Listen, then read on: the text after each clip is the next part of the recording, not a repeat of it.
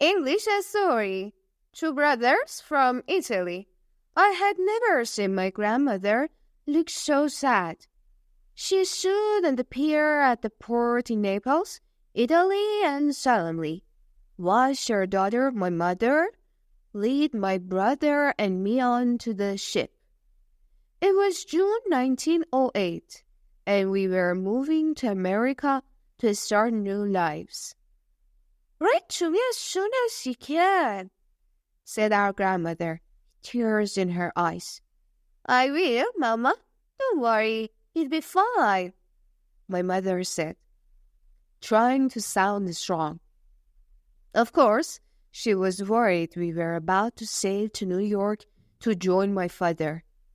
He had gone to America the year before. The ship, the San Nicosia, was filled with other Italians. After boarding the ship, we went to our cramped cabin below deck. The cabin had little fresh air and no place to put our bags. "We have to spend 2 weeks in this?" asked my brother, Luigi. "Well, you'll make it," I said, figuring we really had no choice. A few minutes later, we felt the rumble of the engines, and the ship began to steam toward America. Before long, the boat rose and fell along with the ocean's waves, and my mother started to feel seasick. "Lie down, Mama," I said, and so she did. It had been 4 days, and Mama was still seasick. I found the place where the ship's cook worked.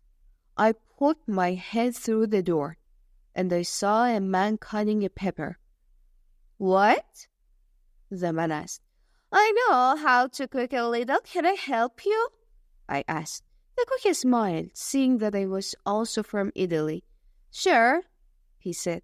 I helped him peel potatoes, boil water, and do anything else he needed.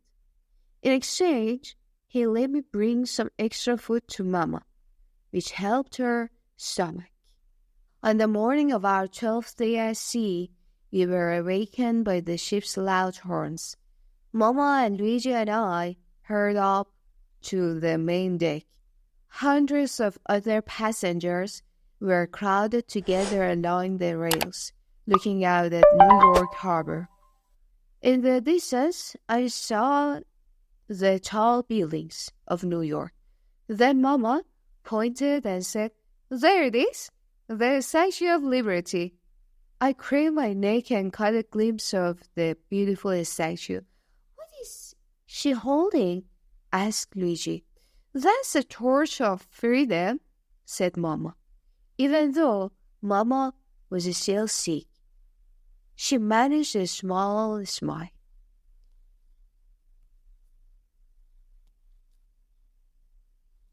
The San Nicosia docked in New York, and many of the passengers began to leave the ship.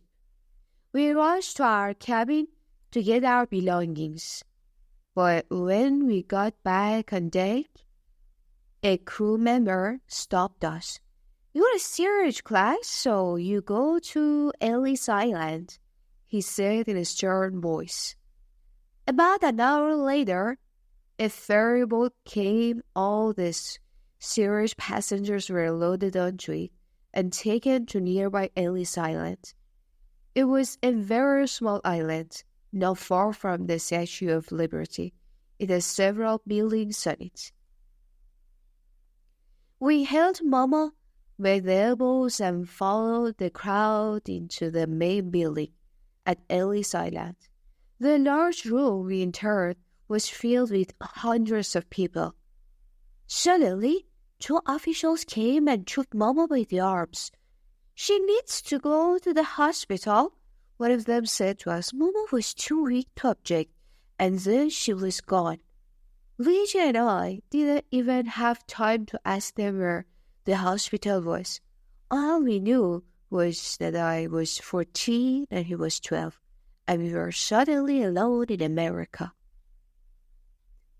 An American official then told us to sit on some benches. Since so many languages were spoken at Ellis Island, the officials had interpreters. An interpreter is someone who speaks both languages. The interpreter listens and tells people what is being said in their own language. We sat down on the bench. As we were told, Luigi asked me, "Now what?" "I don't know," I said. A moment later, another official came by and handed us some bread with meat inside. We were hungry, and it tasted delicious.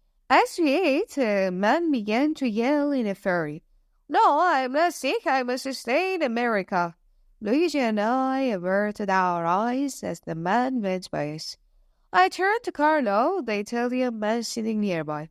He had been on the San Nicosia with us.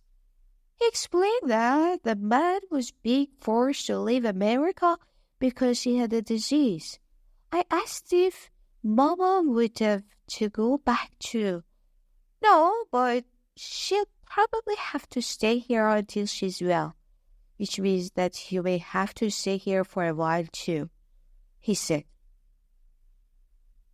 After a while, we were sent to the Ellis Island doctors. When it was my turn, the doctor examined me closely. I tried not to cringe as he looked in my eyes and my ears and listened to my heart. I hoped he didn't find anything wrong that would send me back to Italy. Luigi and I were given name tags and sent to the next line for interrogation. We had to answer a lot of questions to get into America. "Where are you from?" the official asked, looking at our papers. "Potenza, a city east of Naples," I replied. "Have you ever been accused of any crimes?" he asked. "No, we're good boys," I said. We were afraid that if we said the right thing, we would be forced to leave America. Mama had told us what things we might be asked, but we thought she would be with us to answer the questions herself.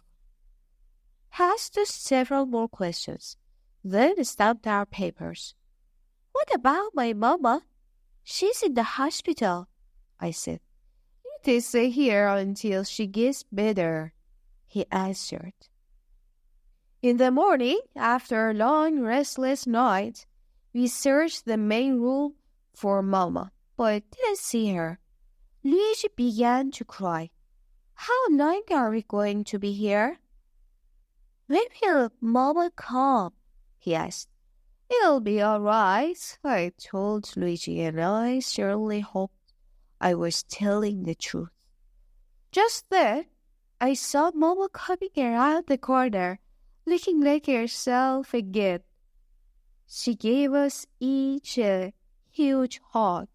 I almost cried. I was so relieved.